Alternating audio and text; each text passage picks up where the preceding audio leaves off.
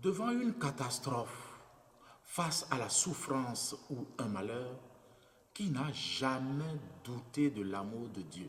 Comment Jésus a-t-il vécu cette question et quelle réponse y apporte-t-il? Jésus a vécu la souffrance d'une façon qui nous interpelle. Il la comprend en lien avec sa mission de salut de tous les hommes. 3 fois, durant sa montée à Jérusalem, il parle à ses disciples de cela, sans qu'ils ne comprennent. À cette annonce, Pierre s'oppose à lui, et Jésus lui répond avec force. Tes pensées sont des pensées humaines, ce ne sont pas celles de Dieu. Visiblement, la pensée de Dieu sur la souffrance et sur le mal est bien différente de la pensée humaine. Jésus a compris de son Père que sa croix était le moyen de sauver les hommes. C'est pourquoi il ne la fuit pas. Jésus a nourri sa vision de la souffrance à la lumière du texte d'Isaïe sur le serviteur souffrant. Les évangélistes font souvent référence à ce texte pour éclairer le sens de la passion de Jésus. Mon serviteur enfin réussira.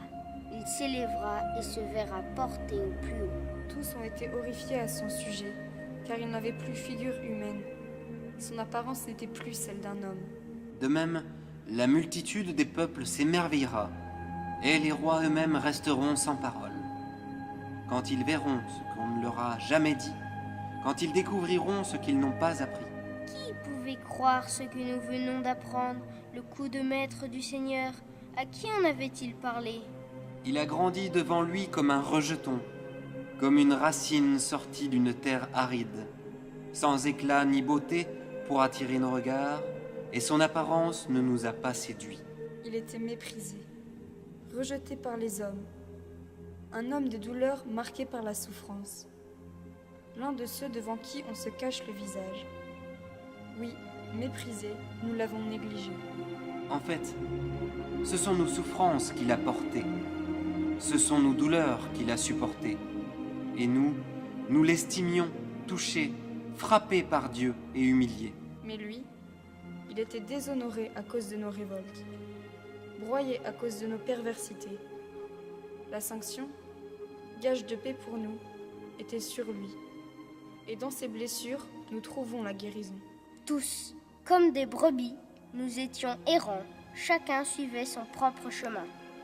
Le Seigneur lui a fait porter notre dette à tous. On le maltraitait, mais lui s'humiliait.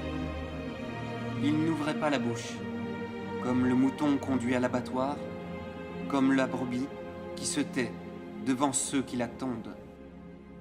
Il a été détenu, puis jugé, puis éliminé.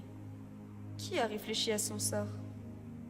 Car s'il était retranché de la terre des vivants et frappé, c'était pour le péché de son peuple. Le Seigneur a voulu l'écraser par la souffrance. Mais s'il offre sa vie en sacrifice de pardon, il verra une descendance. Ses jours seront prolongés et le dessein du Seigneur réussira entre ses mains. Après ces épreuves, il verra la lumière.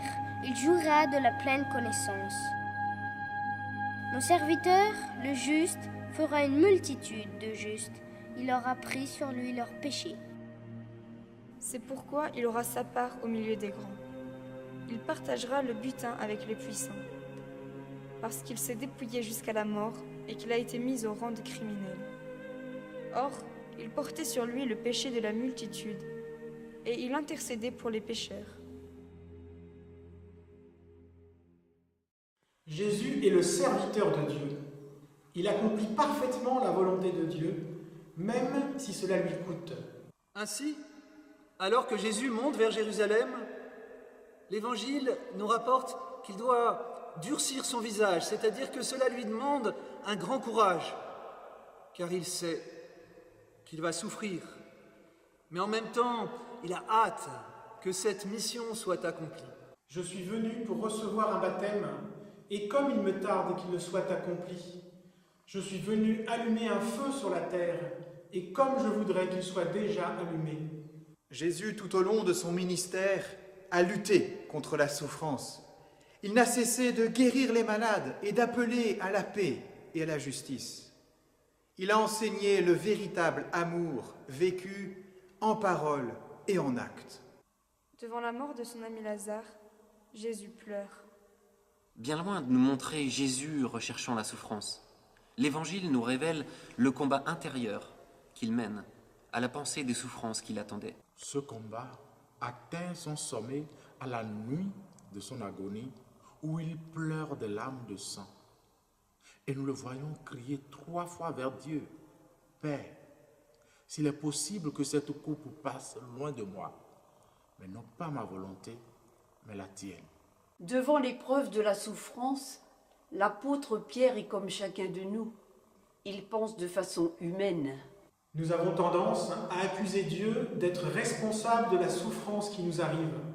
Et souvent, nous pensons que Dieu ne fait rien pour l'empêcher. Le procès de Jésus se prolonge aujourd'hui encore par nos accusations.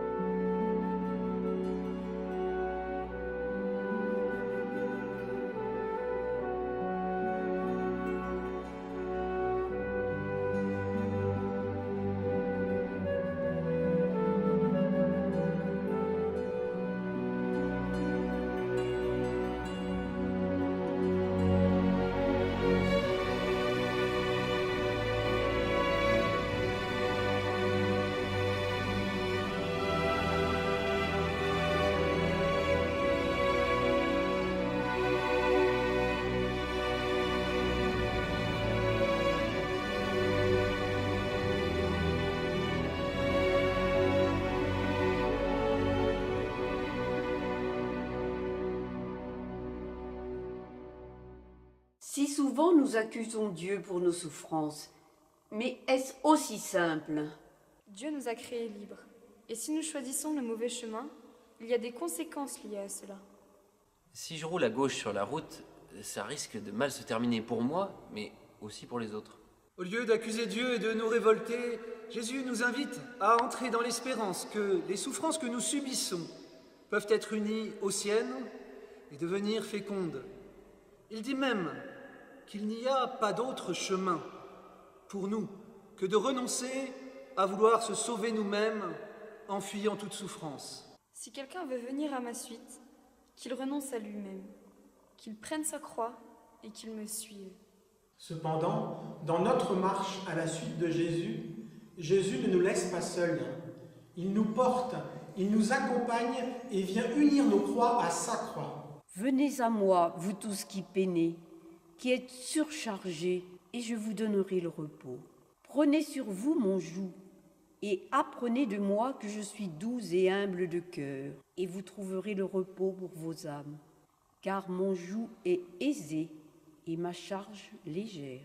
Jésus rejoint tout homme écrasé par la souffrance et nous invite à vivre nos souffrances en communion avec lui. Il nous donne alors la force pour vivre l'épreuve dans la foi, l'amour et l'espérance, alors le non-sens de nos souffrances peut trouver un sens en lui. C'est ce qu'a compris l'apôtre Paul dans ses souffrances pour annoncer l'Évangile. Il nous dit « Et maintenant, mes souffrances pour vous sont ma joie. Je complète dans ma chair ce qui manque aux épreuves du Christ pour son corps, qui est l'Église. » Aujourd'hui est un bon jour pour découvrir que je ne suis pas seul quand je souffre, et que Jésus m'offre d'unir mes souffrances aux siennes pour mon salut et celui du monde.